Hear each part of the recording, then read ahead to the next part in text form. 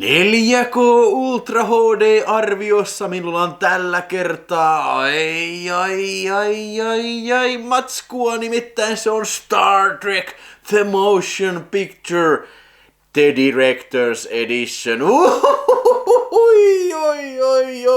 Hei, nyt sitten siellä varmaan nokkelimmat sanoo, että hei Will Ho, sä teit jo arvostelun. Jos muistatte, niin Catchmatchin kanssa tehtiin vuosi sitten tehtiin arvostelu tästä 4K-versiosta ja myöskin tehtiin live-lähetys, missä käytiin ensimmäiset Star Trek-elokuvat läpi. Me ei ehkä olisi nyt uuden live-lähetyksen aika, mutta huolimatta siitä haluaisin kuitenkin nyt käydä läpi tämän Star Trek The Motion Picture Director's Editionin läpi. Eli tämähän vihdoin viimein sitten tuotiin markkinoille, nimenomaan tämä versio, eli tämä oli Theatrical Cut, kuten myös on aikaisemmin kotivideolla sitten se Theatrical Cut saatavilla, lukuun ottamatta DVDtä. Siis tällä elokuvalla on tosi kummallinen tuotantohistoria kyllä. Mä kerron sen juurta jaksain kohta, mutta mä en nyt kauheasti keskity tähän ihan itse elokuvaan, koska mä oon puhunut tästä jo aikaisemmin.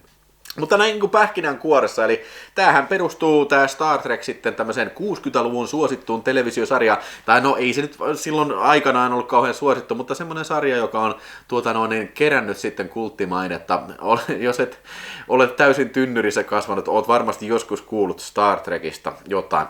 Niin sitten tää TV-sarja meni tauolle, tai siis lopetettiin, mutta sitten vuonna 1979 sitten Paramount-yhtiö halusi tehdä siitä elokuvan, koska oli tullut Star Wars, ja se oli ollut hirveä menestys, ja sitten oli miettinyt, että mitä samanlaista meillä on, no vittu Star Trek. Ja sitä ennen niiden piti suunnitella, tai oli suunnitellut semmoista Star Trek Phase 2-sarjaa, eli piti tehdä sarja, mutta koska Star Wars tuli, niin sitten tuotantoyhtiö innostukin, että hei, meidän täytyy tehdä tää niinku leffaksi.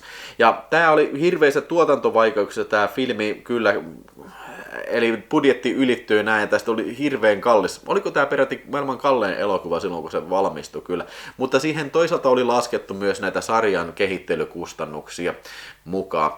Mutta mistä tämä elokuva kertoo? Eli Enterprisein miehistö kapteeni Kirkin johdolla lähtevät rohkeasti sitten kohti tuntematonta, koska maapalloa lähestyy tämmöinen kummallinen luotain sitten, joka tuon ilmoittaa, että hän on tulossa etsimään luojaansa näin.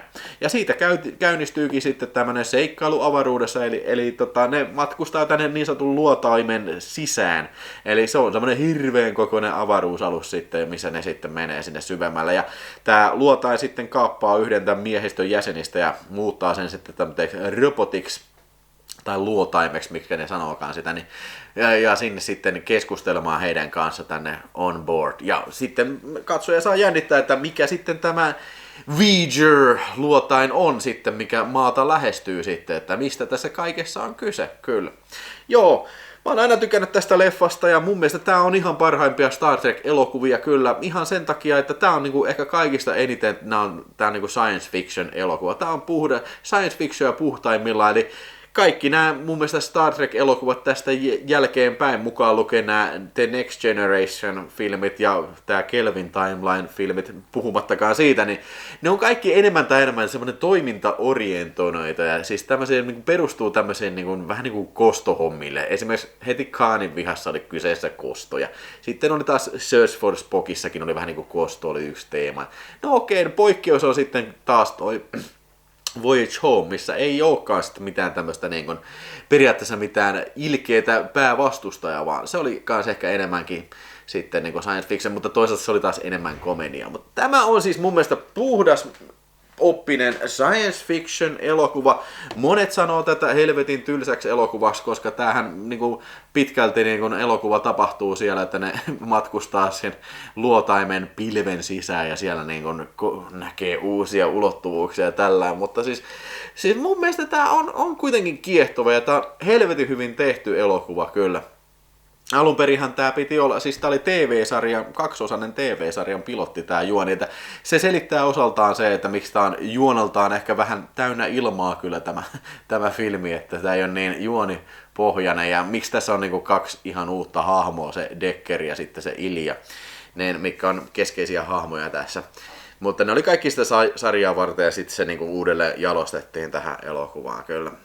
Jerry Goldsmithin musiikki ja kaikki kuvaus, kaikki lavasteet, niin kaikki on niin kuin mun mielestä niin kuin todella hyviä. Olen nähnyt monta kertaa ja tulen varmasti katsomaan tämän monta kertaa uudestaan.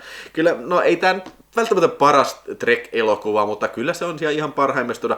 Kyllä mä annan tälle elokuvalle, tässä on vähän nyt on, siis niin kuin sanottu, tätä tyhjäkäyntiä kyllä, ja vähän on ehkä ei niin jalostettu tämä idea ehkä, ja ne tuotantovaikeudet näkyy kyllä tässä tarinankerronnassa, tämä vähän ontuu kyllä.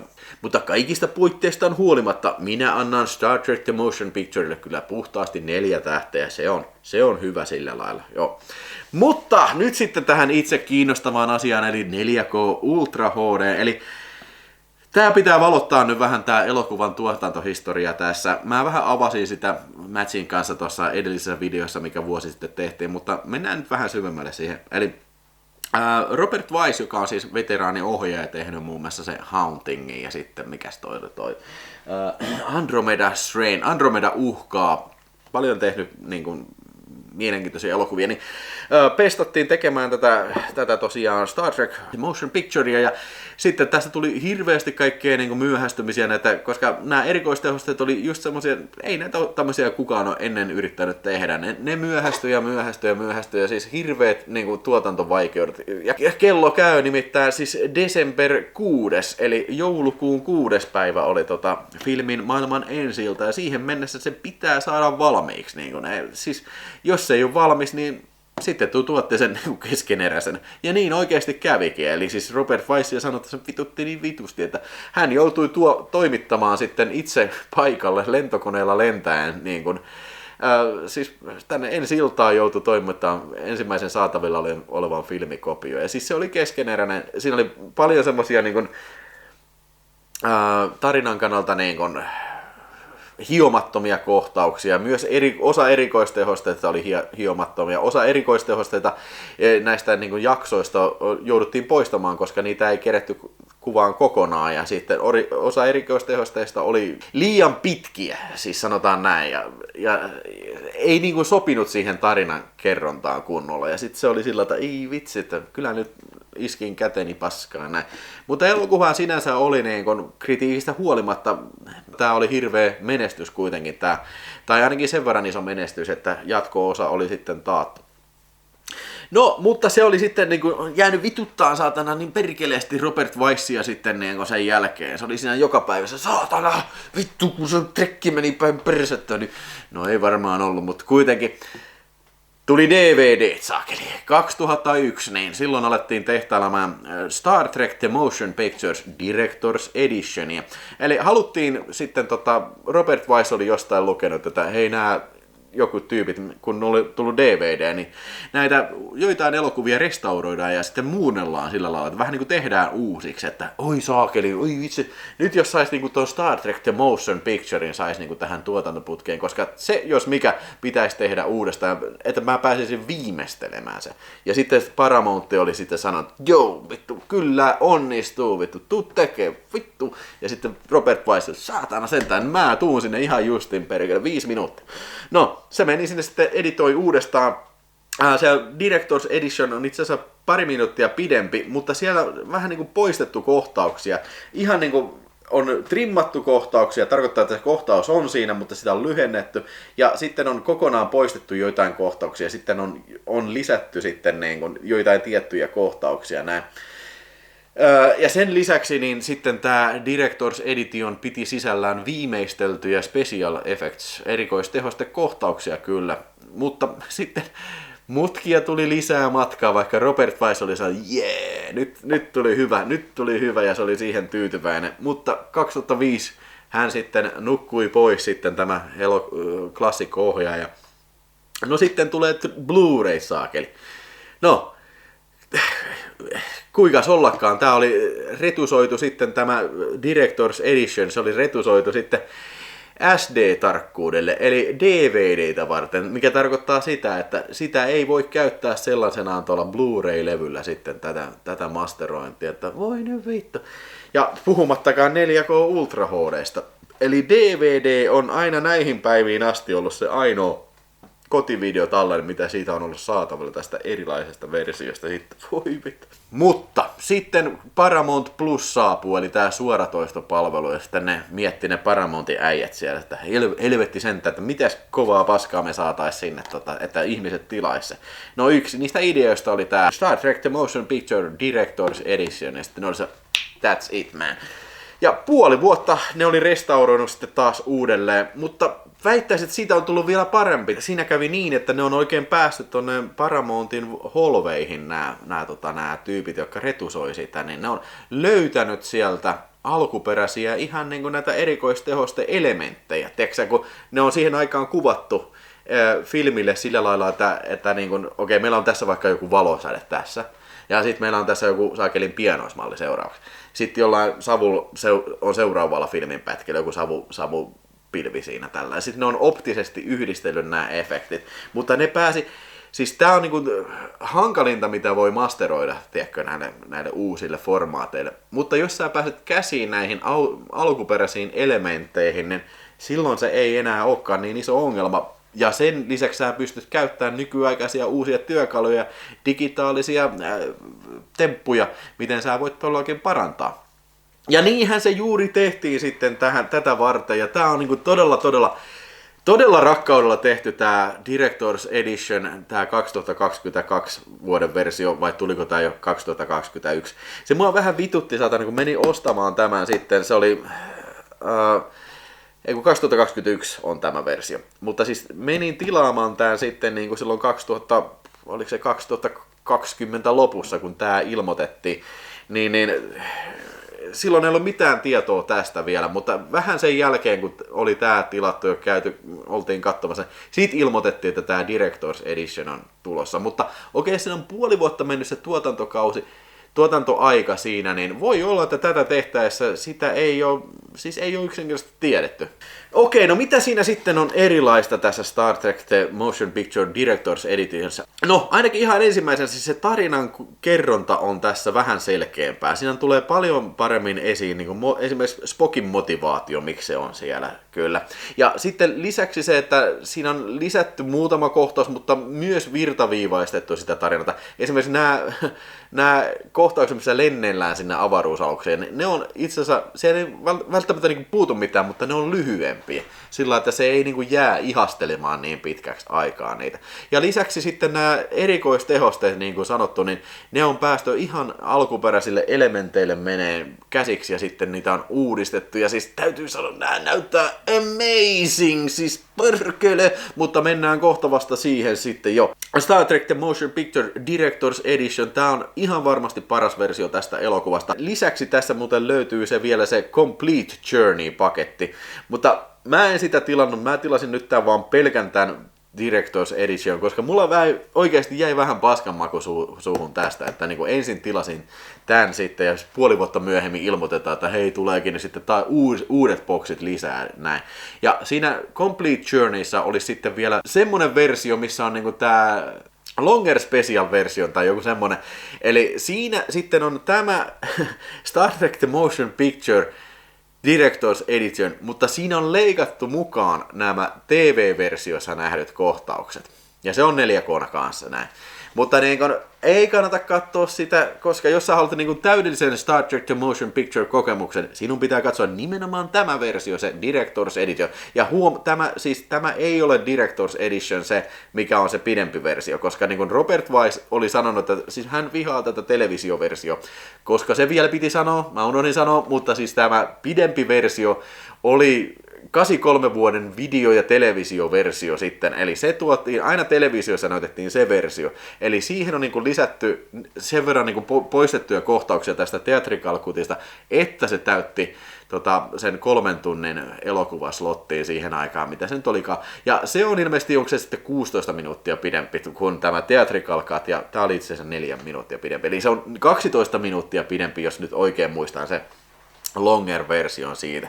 Mutta tää on se versio, minkä sä haluat nähdä, mutta se kuvanlaatu, siis niin on, tää on todellakin huolellisesti restauroitu kyllä, ja sen huomaa, että se on käytetty uusimpia työkaluja retusoimaan nämä special effect-kohtaukset. Ne näyttää vähän nuhaselta tässä, eli tässä theatrical-versiossa, mikä on suoraan vedetty vedos siitä alkuperäisestä filmiprintistä.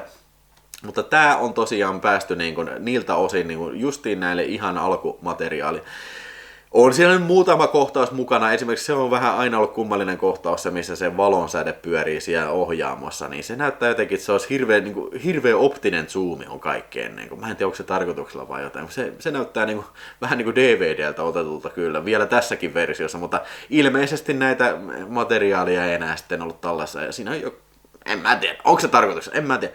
Avaruuskohtaukset on todella kauniita, siis kaikki ihan jokainen, tiedätkö, lähikuva tällainen, kaikki kasvojen uurteet, kaikki nämä uniformut, se on muuten hauska, että tässä, tää on pyjamatrekki, nämä kaikki jotenkin pukeutuu ihan pyjamiin näissä, että vähän ollut ehkä hakumusessa tää Starfleetin tää uniform-homma, että myöhemmin se on sitten vähän enemmän tämmöistä Navy-laivastotyyppiä, että okei, siis tää on Paramountin masteri kyllä, ja siis tässä on varmasti DNR käytetty, koska välillä näyttää siltä, että ei olisi filmiraaja on todella pientä, mutta siis se ei välttämättä aina tarkoita sitä, että se näyttäisi paskalta, vaan siis se pointti on se, mitä mun mielestä mitä on viivan alla, että kuinka nautinnollista sitä kuvaa on katsolla. Ja tämä on terävää, tämä on hyvin filmimäistä, ja myöskin sitten tämä, että tämä on Dolby Vision masteroitu tässä, eli tarkoittaa sitä, että nyt varsinkin kun ollaan päästy näihin alkuperäisille elementeille tässä näissä erikoistehosteilta, niin nekin näyttää kyllä hyvältä. Kaikki, jotka on nähnyt tämän elokuvan, niin tietää, että tässä on paljon tämmöisiä coolia salamointia ja tämmöistä hehkuja hohkaamista. Plus sitten se, että näitä on vähän niin kuin CGI-enhanced, ja nyt sitten mulla ainakin nousee heti semmonen punainen lippu pystyyn, kun joku sanoo, että joo, se on vitu siisti se vanha elokuva, se 44 vuotta vanha elokuva, niin kun se on tehty uudestaan näitä erikoistehosta, että mulla tulee heti mieleen joku Jar Jar Pink paska, mutta se ei todellakaan ole kyseessä ole tämän, vaan nämä kaikki efektit on tosi hyvällä maulla tehty, siis sillä ne näyttää siltä, että ne vois kuulua tähän elokuvaan alun perinkin ollut sillä. Ei olisi ollut mahdollista tehdä semmosia esimerkiksi siellä lopussa on, jos muistatte sen, kun ne kävelee siellä Vigeria kohti, siellä ne ilmestyy ne palikat sillain siistisesti sinne, ja muutenkin näitä pienoismallijuttuja, niin siellä on joitain näitä elementtejä, niitä on vedetty ehkä värikkäämmiksi ja tarkemmiksi näin. Mutta ja siis se meteoriittikohtaus, muistatte ne siellä madonreijässä, niin se meteoriitti kun se räjähtää, niin se on uudella lailla tehty. Ja sitten se, kun Spock menee siinä vulkanuksella, sillä on se joku vulkanushihhuleiden meetingi siinä, niin siinä se matte shot, mikä on siellä, niin se on kokonaan uudestaan tehty. Ja en mä tiedä, siis mä en pysty enempää hehkuttaa tätä, mille tää näyttää. Sanotaan, että mä en olisi nähnyt tätä 4K-versiota. Olisi vaikka ollut 10 vuotta, kun olen viimeis katsonut sen Blu-ray. Voi olla, että mä en olisi edes huomannut, että tähän on lisätty näitä efektejä. Olisin vaan ajatellut, että wow, onpas hyvän näköinen. Sanotaan, mun mielestä nämä muutokset niin special effectsiin, erikoistehosteisiin, kuin tähän tarinan kuljetukseen, ne kohtaukset, mitä on lisätty ja poistettu, niin nämä on hyvin hienovaraisia muutoksia. Että välttämättä, jos sä et osaa tätä teatrikalkuttia läpikotaisin ulkoon, niin voi olla, että et sä edes huomaa, että se on erilainen versio. Don't worry, ei ole Jar Jar Binksia lisätty eikä mitään. Nää ei pistä mitenkään silmään ja sä voit nauttia tästä ihan uudella tavalla kyllä tästä uudesta versiosta. Ja sitten tietysti vielä se, että kyllä tässä on Dolby Atmos ääni, saakeli, se jytisee ja paukkuu. Siis 2001 vuoden versiossa ilmeisesti oli sen ajan parhaas joku DTS-ääni, mutta tässä nyt on vedetty Dolby Atmokseen nämä kaikki saakeli äänikanavat kyllä. Ja se kyllä siis mä lueskelin vähän tuossa, mitä siinä on muutettu, koska olisi täysin mahdotonta osata vertailla kyllä teatrikalkut. Mutta ilmeisesti niin esimerkiksi ääniefektit, joitain on tehty vähän enemmän sen TV-sarjamaiseksi. Ja myöskin siis monikanavaa käytetään todella huolellisesti niissä kohdin, kun tarvii. Dialogi kaikki on erittäin kirkasta kyllä. Siis No mä en tiedä mikä tämän vertauskohta olisi tämän Dolby Atmos raidan, mutta niin kuin sanotaan nyt näin, että siis helvetin hyvältä kuulostaa ja minä olen semmonen niin kuin, tiedätkö, monikanava äänikuuntelija, että mä arvostan ennen kaikkea sitä, kun se niin kuin, käyttää surround ääniä ja tehosteita ja matalia taajuuksia. Tässä on ihan kaikki. Ihan tästä niin kuin Jerry Goldsmithin musiikin lähtiestä. Ja sitten nämä tämmöiset kummalliset avaruusäänet, kun V'ger tulee. Kaikki ne on tässä niin kuin, kyllä oikein hyvässä kuosissa. Ja myös tämä Klingon theme. Mä en tiedä, soitetaanko tätä Klingon themeä missään muussa elokuvassa kuin tässä. Mä oon aina luullut, että se on niinku semmonen Klingoni, tai siis se on kilona kun kattelin tämän, että tää on vähän siisti tää, Klingonit saapuu täältä, mutta mun mielestä sitä ei taida olla missään muussa filmissä sellaisena, mitä se on tässä.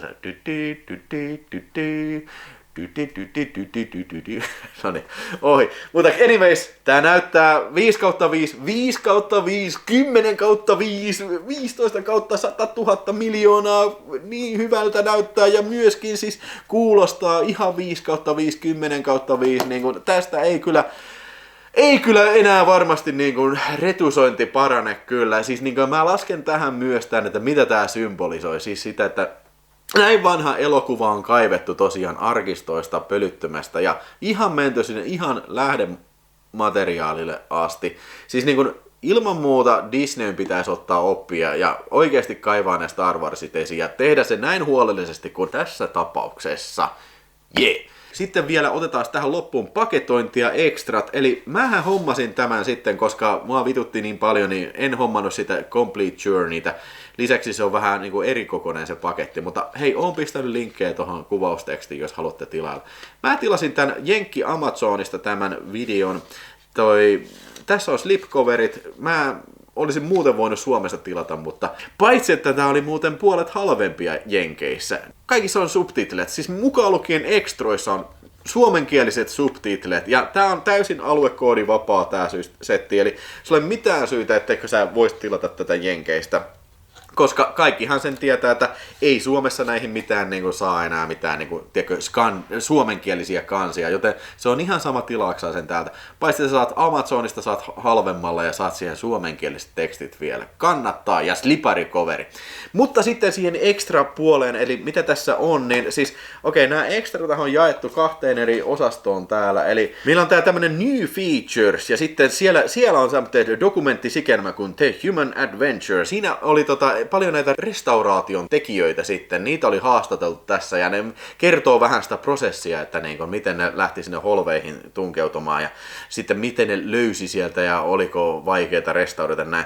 Oikein mielenkiintoinen sikermä, siinä onko siinä sitten joku 8 eri näitä tämmöistä eri featuretteja. Mä en muista kauan nämä kaikki yksitellen kesti, mutta kyllä tässä varmasti useammasta 10 minuutista puhutaan, kun nämä kaikki pistää play all. Sitten on deleted scenes, eli tässä on 2 eri paikassa deleted scenesia tässä julkaisussa, eli siinä kävi niin, kun ne meni sinne niihin holveihin tutkiin, niin samalla ne sattui löytäneeksi sitten niin kun, tämmöisiä kohtauksia, mitä ei ollut käytetty. 3 eri kohtausta. Joko ääni puuttuu osittain tai sitten kokonaan. Mutta se oli ihan kiva mun mielestä bonus, että ne jakso pistää nääkin siihen. Ja näissäkin on suomenkieliset tekstit sitten. Sitten on efektitestejä ja sitten puvustustestiä. Tää oli kans hauska tää Computer Display Graphics, eli siinä on sellainen kooste niistä kaikista, mitä näistä holveista löysi, niistä niin kuin tietokonemonitoreista, mitä siellä dataa pyörii, niin mun mielestä ihan hauska lisä siitä. Ja sitten hei, meillä on Legacy Extrat, eli siinä on kaikki, mitä tässä julkaisussa oli näistä extroissa, ja mun mielestä ne on ihan samat kuin mitä oli edellisessä Blu-ray-setissä. Eli siinä on cast and crew, mitä kaikkea making offia, siis vanhat ja uudet extrat yhdistettynä, niin siis tässä on tuntikausia on kyllä niin kuin todellakin hupia tästä paketista. Ja vielä se, että siis 4K-levyllä oli siis leffa, ääniraidat ja kommenttiraidat ja oli subit tietysti suomeksi, Blu-ray-levy, missä on sitten nämä extrat, eli niin tässä ei ollenkaan siis leffaa Blu-ray-boxilla, ja se Blu-ray oli aluekoodi vapaa kyllä. Yes! No niin, siinä tuli hirveän pitkä video. Eiköhän tämä nyt ole tämä Star Trek The Motion Picture käsitelty sitten Videospace-kanavalla ainakin vähäksi aikaa. Hei, kerro mulle mitä tykkää Star Trek The Motion Pictures. Pistä kommenttia sinne ja paina tykkää ja tilaa kanava. Mie, mie, mie, mie, mie, mie, mie, mie, mie, mie, mie.